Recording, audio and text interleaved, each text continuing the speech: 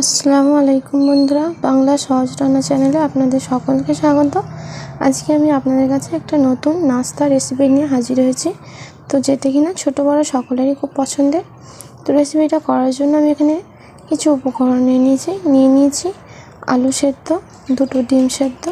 তো আমি আলু আর ডিমটাকে আগে প্রথমে সেদ্ধ করে নিয়েছি। আর নিয়ে নিয়েছি পেঁয়াজ কুচি, 1 চামচ পরিমাণ আদা রসুন বাটা, একটা গোটা শুকনো লঙ্কা আর ধনে পাতা কুচি। তো সবার প্রথমে উপকরণটা তৈরি করার জন্য আমি এখানে একটা গ্রেটার নিয়ে প্রথমে আলুটাকে আমি গ্রেট করে নেব। তো বন্ধুরা, আমি এইভাবে গ্রেট করে নিচ্ছি আলুটাকে।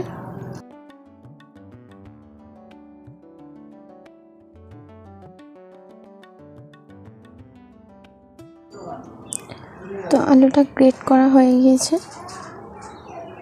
এইবার আমি একই রকমভাবে দুটো ডিম সেদ্ধ আছে, দুটো ডিমকে আমি ভালো করে গ্রেট করে নেব।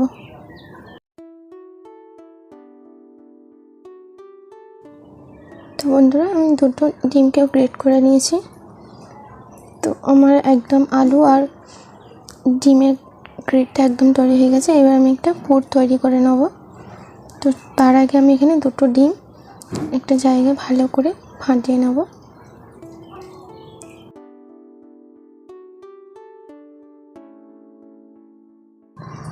দুটো ডিম নিয়ে নিয়েছি। তো এবার আমি এখানে দিয়ে দেবো স্বাদ মতো লবণ, আর দিয়ে দেবো অল্প একটু গরম মশলা।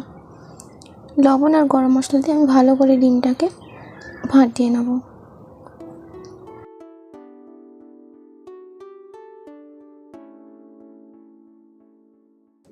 তো এইভাবে আমি ভালো করে ডিমটাকে ফাটিয়ে নিয়েছি।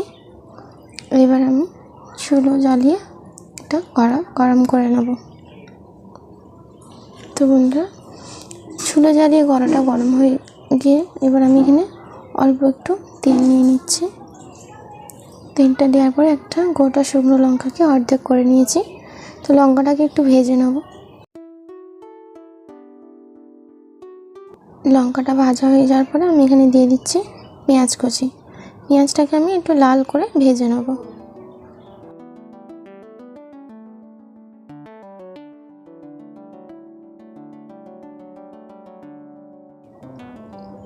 একটু তেলের মধ্যে নাড়াচাড়া করে একটু লাল করে পেঁয়াজটাকে ভেজে নিচ্ছি।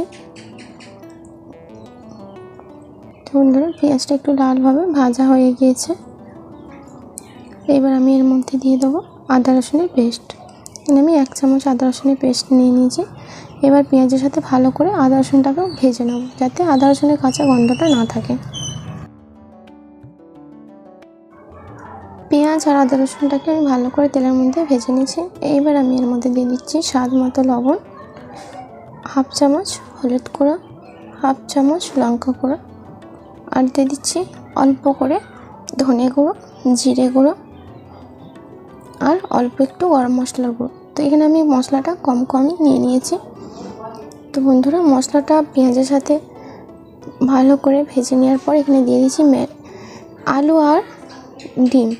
আলু আর ডিমের যে গ্রেট করে রেখেছিলাম সেটা আমি এর মধ্যে দিয়ে দিচ্ছি। দিয়ে ভালো করে নাড়াচাড়া করে আমি একটা পুর তৈরি করে নেব।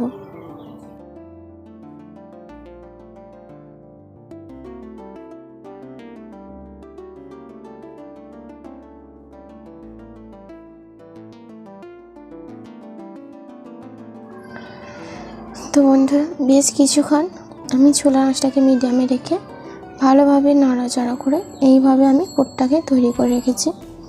তো পুরটা প্রায় তৈরি হয়ে এসেছে। তো সবার শেষে আমি এখানে দিয়ে দিচ্ছি ধনে পাতা কুচিটা দেওয়ার পরে আমি আরও কিছুক্ষণ ভালো করে ভেজে নেব।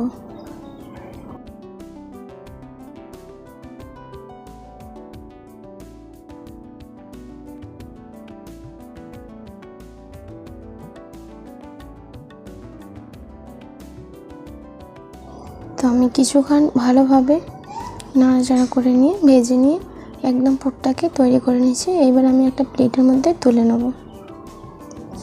তো বন্ধুরা, প্লেটের উপরে আমি তুলে নিয়েছি। নেওয়ার পর এটাকে আমি ভালো করে একটু কিছুক্ষণ ঠান্ডা করে নেব।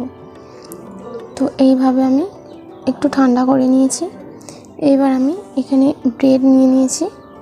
তো ব্রেডের মধ্যে এবার পুরটাকে দিয়ে, তো বন্ধুরা, এইভাবে আমি অল্প করে পুরটা ব্রেডের ওপরে দিয়ে দিচ্ছি।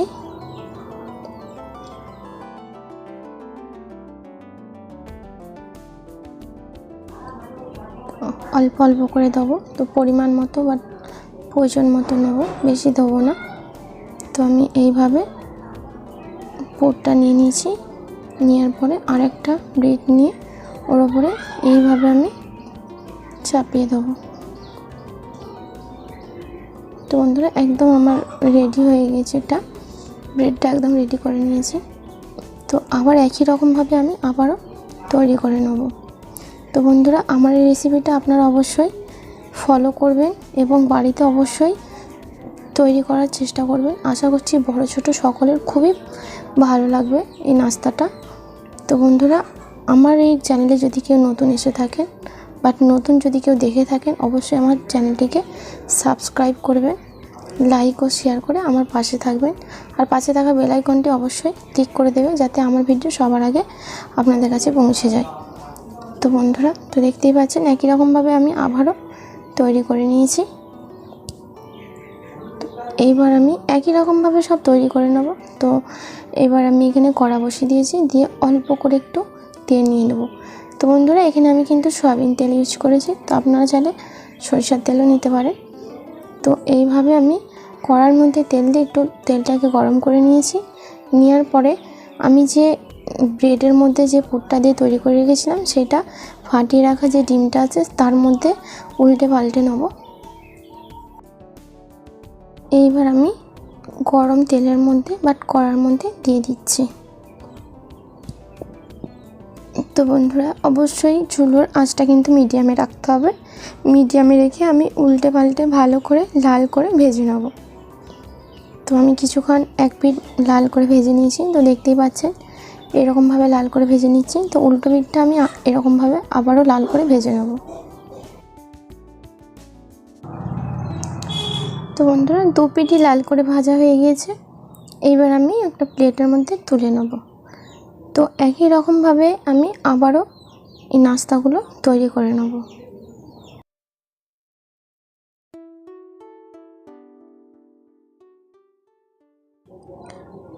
তো বন্ধুরা আমি আবারও কড়ার মধ্যে অল্প করে একটু তেল নিয়ে নিয়েছি।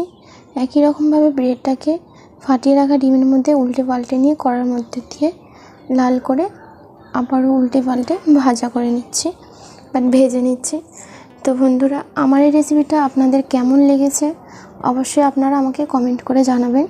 তো এই রেসিপিটা আমি নিজের মতো করে চেষ্টা করে আমি তৈরি করেছি। আশা করছি আপনাদের অবশ্যই ভালো লাগবে।